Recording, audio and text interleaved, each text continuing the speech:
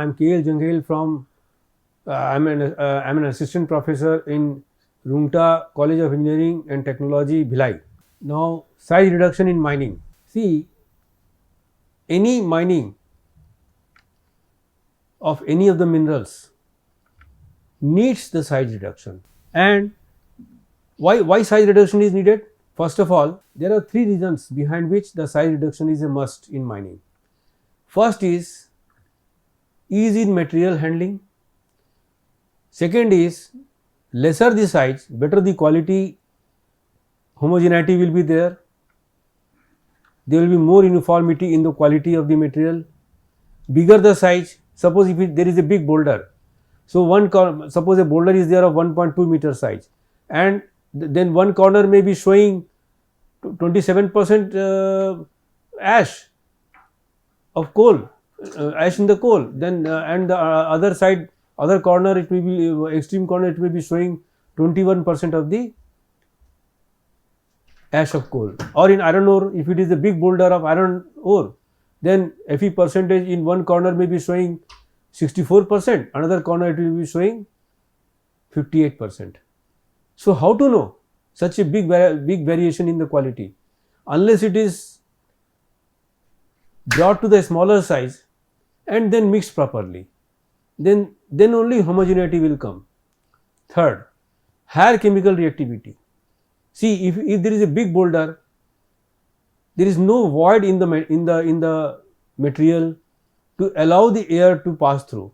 In metallurgy of iron ore, in blast furnace, whenever we feed the material, there has to be a void between the particles of the material, because there is not only iron ore.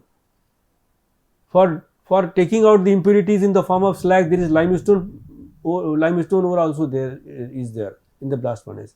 Similarly, to reduce the oxide of iron in iron ore, that means Fe2O3, which is a hematite formula, chemical formula of hematite. To remove the oxygen, we need the reducing gas to pass through. Most commonly the reducing gas is CO. So, CO is injected from the flue gas, as the flue gas also from other side by plant, and also the coal, the coking coal, coke in the coke form is put inside it is also added inside the blast furnace in the form of carbon to remove oxygen from the Fe2O3, so that Fe is released out of that and trickling down. The bottom portion in the hearth will be in the blast furnace, hearth will be of iron, and above that the slag material, being the lighter material, it will be floating on the top of the iron at the bottom. So, for better reactivity and faster productivity inside the blast furnace, there has to be void between the particles. So, it needs smaller sizing, not very fine sizing of course, but definitely the smaller sizing, say above 10 mm, above 10 millimeters, up to the size of 50 millimeter is most common in blast furnace feed. In coal handling plant also, we bring down the size of the material to 30 mm to 10 mm size. Why? Because coal is burnt in thermal power plant to get the energy, to get the heat energy, so that steam is generated out of that by heating the water, and that steam generating plant in turn will be passed through the turbines. The superheated steam will be passed through the turbines, and turbines will rotate the generators, electrical generators, to generate electricity, is it not? So, that also needs oxygen. The particles also need oxygen to burn and to yield the heat at faster rate, so that the steam is generated at maximum rate. Superheated steam is generated at higher rate, that means the flow will be more through the turbine and efficiency of turbine will increase. So, chemical reactivity is also important. Material handling you understand very well. Smaller the material particle, Even the smaller bucket of the shovel or smaller bucket of the loader may also handle it. It is also easy to know the quality. When the product quality is to be assessed in the laboratory, it needs further sizing, further small sizing. Even it is brought to the form of pulp. Pulp is the very 300 mesh and below particles. By grinding it is brought in the laboratory. Then only it is reacting with chemical to give the faster result of the ore percent. What is the percentage of its tenor means the metallic content or whatever is there to be known, that is called tenor. Similarly, free carbon in case of coal, that is called tenor. So, these things are done with respect to handling and assessing the ore quality. So, it is a must for size reduction.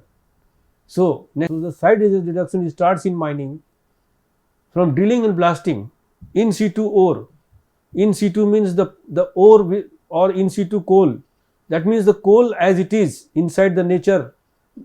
That means the coal as it is inside the natural block of the area of the mining phase. That is called in situ, which is not crushed, which is not broken, which is not blasted. It is in natural form. So, that will be called the in situ ore or coal in the seam. So, that needs drilling and blasting, you know very well. So, by drilling and blasting, we make the sizes below 2000 millimeter, that means 2 meter. There are big crushers, primary crushers, particularly gyratory crushers, quite big, that can accommodate on the top 2 meter size of the boulder even, to crush it down to, then it crushes down to 50 mm or 100 mm below. Okay. So it crushes down to about 200 mm, 500 mm, 600 mm, 800 mm, depend. 600, 800 mm is the produce from the jaw crusher. If it is a jaw, is a primary crusher. But if in case of a gyratory crusher, it is smaller, say 200 mm and below. So what is the reduction ratio here? From 2000 mm to 200 mm. So 2000 mm divided by the bottom gap through which the ore passes after gets crushed, that is 200 mm. So that will be 10:1. 10:1 be reduction ratio, that is called reduction ratio in the crusher. Now feed to primary crusher. So that 800 to 2000 mm is fed and it is brought to 100 mm and 800 mm size. Then that is further fed to secondary crusher. Again it is brought to 60 mm to 100 mm size by secondary crusher, and then it is being fed to tertiary crusher if necessary, because every crushing or size reduction step needs extra power. So if it is avoidable, it is okay. If it is not avoidable in the circuit, we have to further crush it to 8 mm size below. Okay. Then we send the material for sizing. Even we send the material in between also. After crushing from secondary crusher also, we can send the material for sizing. And the oversize is fed to tertiary crusher and undersize is fed to processing plant. So when the processing plant it goes further in the processing plant, when the material goes further, the undersize, it is further done sizing by screening. There are multi-deck screens. Normally 2-deck, 3-deck screens are used depending upon the requirement of different fractions of sizes. So the material below 8 mm, if you need it further to be crushed, bringing the material above 8 mm, even suppose crushing is there taking place between secondary crusher to tertiary crusher. So there also you will be, upper deck will be 60 mm, lower deck will be 8 mm. So above 60 mm, whatever is there, that is called oversize. Whatever particles are getting retained on the 60 mm screen, that means 60 mm opening screen, the opening of the screen, each opening of the screen is 60 by 60 mm square shape. So if it is above that, that will be called plus 60 mm with the particle size. Whatever particle is passing through 60 mm screen will be called minus 60 mm. And if it is getting retained on 8 mm screen at the bottom deck, then it will be called 8 mm particle plus 8 mm particle, and whatever is passing through the screen will be called minus 8 mm particle. So that way the screening may be required between secondary crusher and crushing and tertiary crushing also, which has been not shown in this flow diagram anyhow. So, but sizing of screen in the sizing by the screen is one of the important functions in sizing or size reduction. Then last 8 mm and below minus, that means below 8 mm means minus 8 mm, that is sent for grinding. Grinding is the attrition effect. The crushing is basically the crushing function is basically that is due to compressive force. It compresses the particle to crush, and when the compressive force exceeds the compressive strength of the rock, that particular boulder, then it goes into pieces, the boulder breaks into pieces. In case of grinding, it is the attrition. Attrition means what? Friction. We are dislodging the particles by friction. When you rub a stone, when you rub a sandstone on any rough ground, you will find the sandstone particle is getting that is the process of grinding. The grinding means it is due to grinding, it is the attrition, the friction, which is causing the size reduction. Here I would like to add further that apart from ease in material handling and homogeneity in quality, why homogeneity in quality takes place? Because the impurities particle gets liberated from the pure particles, and impurities particle while washing goes under wash, and impurities are normally the poor particles which doesn't have the much of strength to adhere with each other, the particles. So it will be washed away, like soil, like loose laterites, these will be washed away, and free iron ore will be there. So that is called liberation of particle. So that particle, so this sizing is important from liberation of particle also. That means liberating the pure particle from the impure particles, which further helps in processing of ore and removal of impure particles to make the ore more concentrated. So the drilling starts like this in open cast mining. Okay, this is a drill machine on the mining phase. How it is drilling, just see by making the vertical boom, it is going on drilling. This is the schematic diagram of a drill with different parts shown. The vertical boom is there, then there is a horizontal, then there is inclined boom which is tilting the vertical boom horizontal to vertical. Then extreme left is the drilling rod which is drilling into the ground, and bottom is the crawler, that means chain mounted propelling system, and there is cabin and body and backside engine. This is open cast mining bench notation. You can see that what is spacing? Spacing is the gap between the two consecutive holes in the same row. You can see the crest of the bench. In parallel to that, there is a row running, and one, so between the two consecutive holes, it is the S shown, that is spacing. What is burden? There are two types of burden.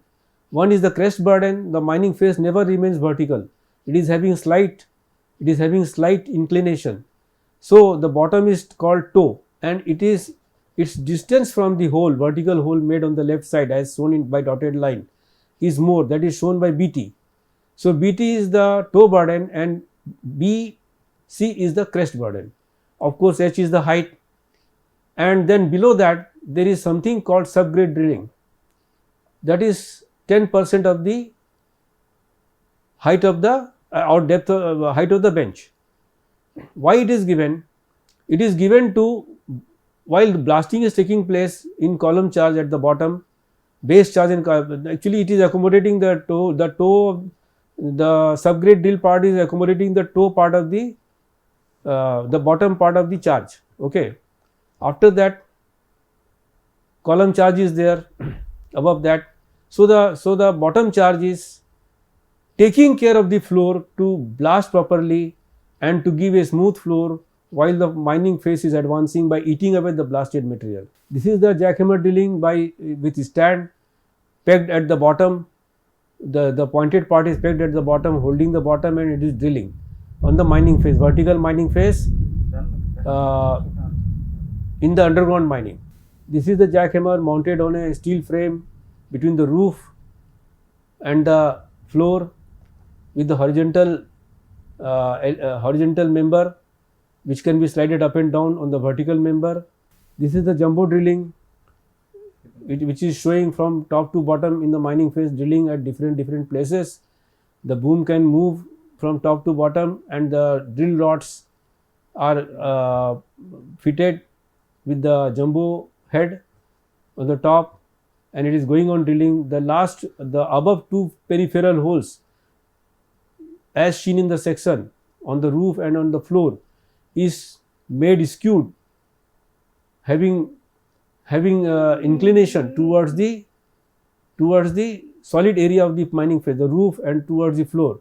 Similar reason for the better floor and better roof to be obtained. Similarly, on sides also the peripheral holes are made skewed outwardly, so that better smooth sides are available. So in open cast mining we had denoted it by subgrade drilling. Here also, from the level of the floor, whatever extra depth has gone, that is subgrade part again. This is the hole, as I was telling you, the base charge, the column charge, and the stemming. Stemming is done to conceal the hole so that the explosive, while blast inside, the energy is confined to break the rocks, not expelled out from the open mouth of the hole. So stemming is done, that is must, and explosive is there inside which is breaking the. These are the different patterns of hole in underground mining for driving the drifts, etc., or even depleting areas also. We follow some of the patterns, and in stoping area there are long holes, fan holes are drilled, which is the extended part of the front view given in the fan holes pattern. Okay, in the third row bottom. These are the firing sequences, so that free face is developed from the center of the mining phase or the tunnel phase or the driving phase, and that free phase is first blasted, then next round of course to develop the free phase, and better fragmentation is obtained. This is undercutting coal cutting machine, which is giving undercut in mining on mining phases in making the drifts, etc., or making the drives, etc. In coal mining particularly, it is not used in metal mining at all because it cannot cut in hard rock of the metal mines. So undercut shown is on the right hand side, and the holes are shown also when blasted. Because of free fall of the block of coal, it will be giving the better fragmentation. These are the types of crushers. The types of crushers you can see. This is a primary crusher, jaw crusher, gyratory crusher, then impact crusher, secondary crusher. Secondary crushers are also jaw crusher and cone crusher. Then third is tertiary type, that is cone crusher and roll crusher. Primary crushing by jaw crusher. See, this is the jaw. Left side is a fixed jaw, right side is a movable jaw. There is an eccentric shaft shown at the center, and the flywheel is there. That flywheel is given power from the motor through the V belt, and it goes on rotating, and the movable jaw, the bottom gap is trapping the particle to crush, that moves to and fro, whereas the eccentric part on the top is causing the bottom. There is a toggle plate. There is a toggle plate mechanism here. So that is moving the plate to and fro horizontally. Fixed jaw is remaining fixed. Movable jaw is moving to and fro horizontally. So that is trapping the particle to crush. So it is also the sectional view of the jaw crusher, and on the top you will see the bigger boulder can enter. The top of the crusher is having rectangular opening, and from there the big boulders can enter, and the bottom portion is narrow, you can say the bottommost portion. So there is the bottom gap, that is called GAPE gap, top gap, like that is a mineral processing terminology, and So, the top gauge is much larger than the bottom gap.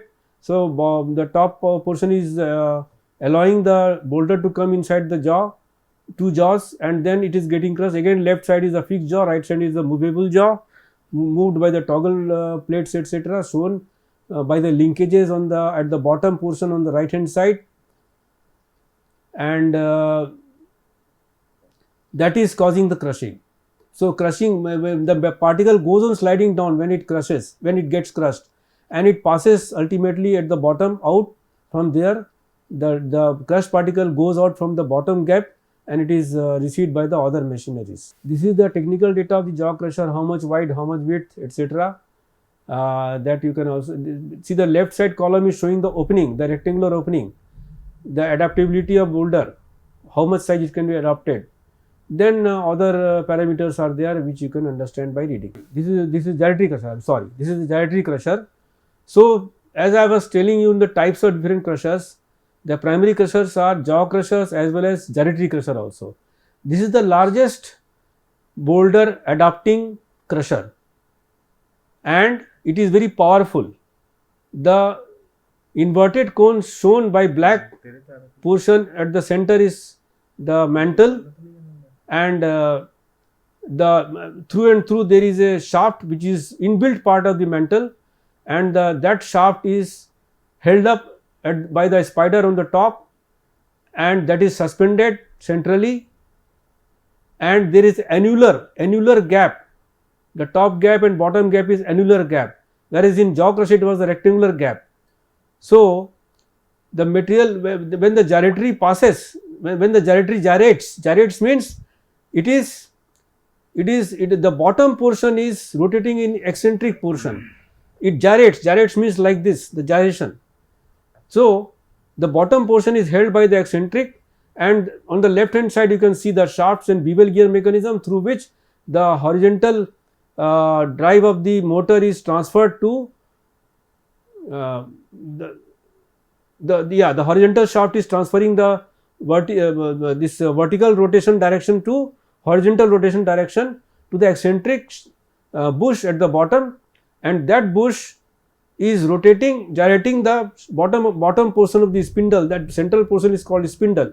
So, that is rotating, which by virtue of which the gap all around the annular gap all around at the bottom is varying, and that is crushing the ore. Whereas from the top gap the material falls, and bottom gap the material gets trapped. When it comes down, due to gyration it is breaking, the compressive force, the bottom gap is happening like this.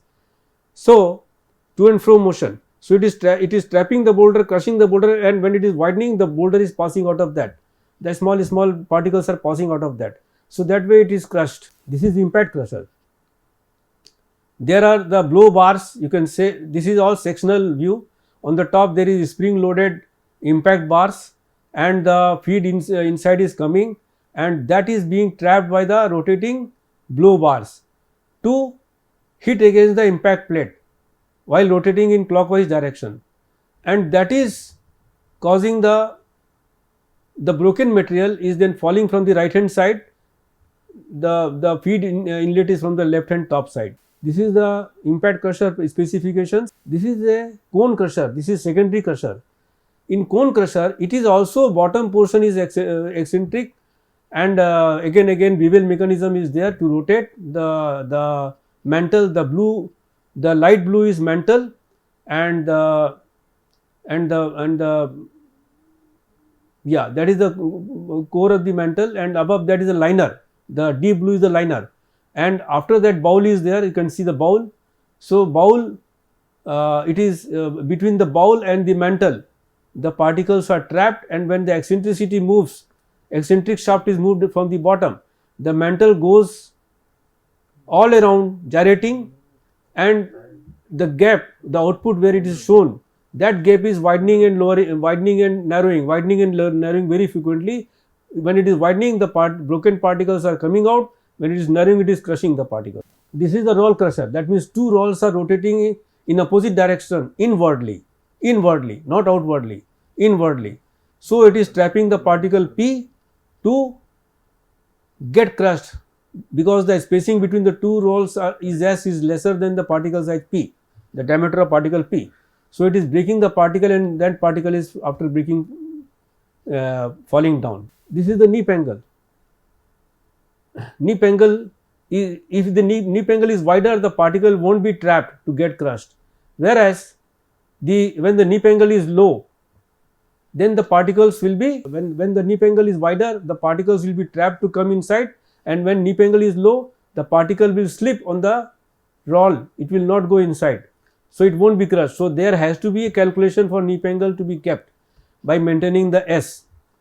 So which depends upon diameter of the two rolls on either of the sides. These rolls are cylindrical shape, only section has been shown by the circles. Formula for nip angle has been derived here. You can understand this all formula, this is all trigonometrical formula, nothing big, with respect to the friction of the particle with the roller surface mu. This is a numerical just to understand about the nip angle. Screens. Now this is the next step. After crushing the screening parts, screening is a must. So there are different types of screens. One is a vibratory screen, another is the trommel screen, third is a flip flow screen. So these are the three basic types of screens. Okay. So there is a fourth screen which is gyrating vertically, like in laboratory, the mesh screens.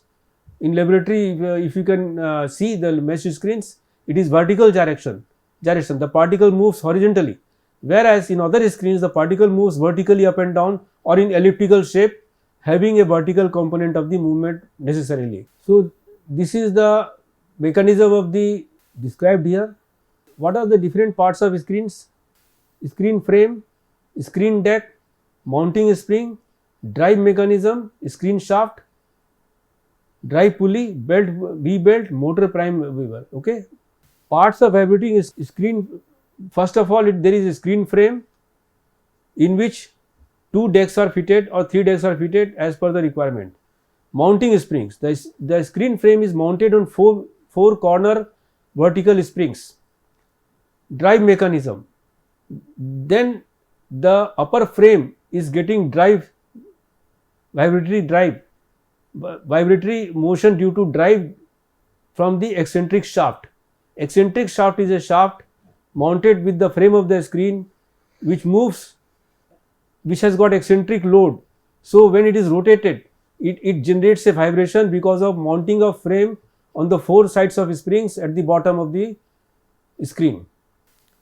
Then that eccentric shaft is getting power from drive pulley. Yes, then drive pulley is getting power from the V belt, and V belt is getting power from the prime mover, that is motor or engine. This is a trommel screen. Trommel screen is kept inclined at around 5 degree to 7 degree maximum, depending upon the requirements. The feed is given from the smaller size to the bigger size, so that the particles will go and the screen revolves below the critical speed. Critical speed means the particle should not adhere to the screen in inner side, it should roll over the screen side. So there is a critical speed at which the particle starts adhering to the inner part of the inner periphery of the screen. So this trommel screen goes on revolving from the vertical, it is kept around 5 to 7 degree angle, and the feed is made from the smaller size of the opening to the bigger size of the opening, and due to revolution the particle gets rolling over the inner part of the screen and gets screened, and it falls in different fragments in different fractions of the sizes as shown by the arrowheads going down. Okay, the finer particle is, as the feed size is on the topmost portion, the finer particle comes from the topmost part of the screen. From middle part of the screen, the middle size of the particle comes out, and from the whatever is left out after screening of finer and mid size, the coarser particles will come down from the coarser size, and the oversize will go out of the screen at the bottom side while it is rotating. So this is called trommel screen. This is the vibratory screen mechanism I was talking about. The outer one is the frame, and the springs are shown. The spring support springs are shown, 2 only this side and 2 on other side. 2 on other side will be there. This side the driving mechanism has been shown. At the center there is an eccentric shaft of the pulley on the top, I mean to say fitted to the body of the screen, and bottom portion is driven by smaller pulley of the motor, and because of spring and eccentric load on with the shaft on the pulley above, the vibration is imparted to the frame, as a result of which the vibratory screen works, and the deck is always kept inclined downwards towards the output side. The upper side is feed side, the bottom the lower part after the inclination is the bottom discharge side. So this is flip flow screen. As the tin sheet, if you press from both the sides laterally, thin sheet along its length, if you press it, then the middle portion of the tin will either go up or it will go down. So that is causing the vibration on if the particle is remaining on that. So to bring the this flip flow motion at the middle of the screen, on the extreme right hand side on upper side, the screen is driven by an eccentric rod or eccentric shaft to make an eccentric to and fro motion along the length of the screen, and bottom is fixed. So bottom portion of the screen is fixed, and literally the right hand side is on the higher side, and the left hand side bottom of the screen is at the bottom side, so that the particle flows down after screening. Grinding mills. Now coming to the last stage of size reduction after screening. The grinding mills are normally used for minus 10 mm size of the particles below that, and basically this is impact and abrasion both combined. So because of impacting, the particles are breaking, and abrasion means the attrition, the friction between the two particles, that is dislodging the particles, further smaller particles from a bigger particle, that is dislodging the smaller particles from the bigger particles. Types of mills: autogenous, in which grinding media is bigger particle of ore itself. That means if the ore is hard, then the bigger particles of the ore will work as the grinding media. It will cause the impact on the ore body falling or rolling inside the mill, and moving ahead also because of slight inclination given to the mill cylinder. That is hardly at 2 degree, 3 degrees, 2 degree depending upon the retention time required in the grinding mill. External grinding media mills like ball mills. Here instead of the same ore particle, bigger particles, the steel balls are used. Similarly, the rod is used for giving impact as well as attrition inside the rolling particles inside the mill. Types of grinding mills: autogenous mill, external media mill, that is depending upon whether the particle is from within the ore, same type, or it is a different material like steel balls or rod. Then rod mills. Tube mills, it is also the steel tubes it is used. Then ball mills is quite common among the external media mills. Pebble mill is the mill in which the tougher particle is used along with the softer particles, and the tougher particle, when suppose even if it gets grinded due to long grinding, its chemical contribution to the output has to be within the limit, then only pebble of that particular tougher particle can be used. Like talc, if it is needed grinding, then some silica, if it can be allowable within the output, then we can use the quartz particles. Critical speed of a mill. The theoretical critical speed of a mill is rotation is the speed in RPM at which an infinitely small particle will cling or adhere to the inside of the liners for a complete revolution. That means this is because of centrifugal force. When the centrifugal force because of rotation on the particle will be higher outwardly than the particle falling due to gravity and rolling inside the mill, then that will be called the critical speed. That velocity, that speed, that RPM of the mill will be called critical speed, at which the centrifugal force applied on the particle inside exceeds its gravitational force of falling. or because of which as a result of which the particle gets adhered to the inner periphery of the mill and the grinding does not take place. The operating speed of the mill is kept at 60 to 80%, so that means RPM is kept at 60 to 80%, so that particle will not adhere to the inner periphery of the mill, and due to its falling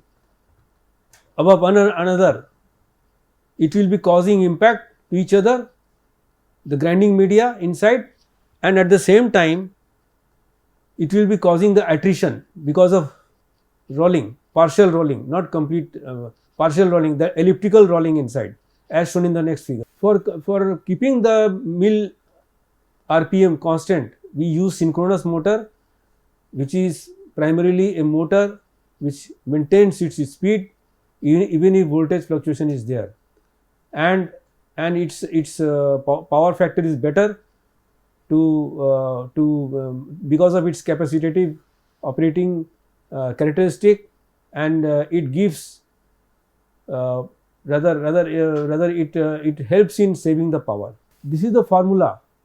NC is the critical RPM, that is 29.9 divided by root of R, where R is the internal diameter of the mill. This is the mill diagram, lateral side view given. The material profile can be seen from here. A V cut has been made centrally to show the material profile, and feed is given, and the output, wherever output is going, that between the feed and the output there is a slight slanting by 1 to 2 degrees, so that the material goes on rolling downward, and the outer on the right hand at the mid of the outer periphery there is a big gear wheel shown, which is meshed with a pinion of a motor at the bottom, and when motor rotates, the big wheel also rotates, getting meshed with the pinion from the motor, and then the mill starts rotating. This is the diagram shown of the critical speed. How does it start?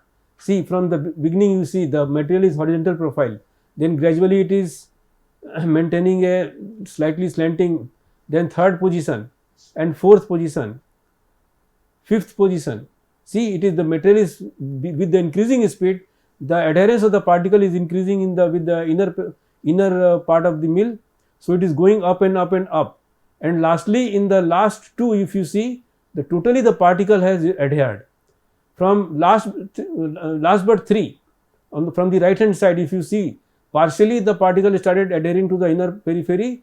Before that, the critical speed is just below critical speed, and just before that, the fifth, starting from the left hand side, the fifth diagram is the most ideal speed at which the rolling particle should be kept for better grinding. This is the same thing from left hand to right hand, shown with better profile of the material.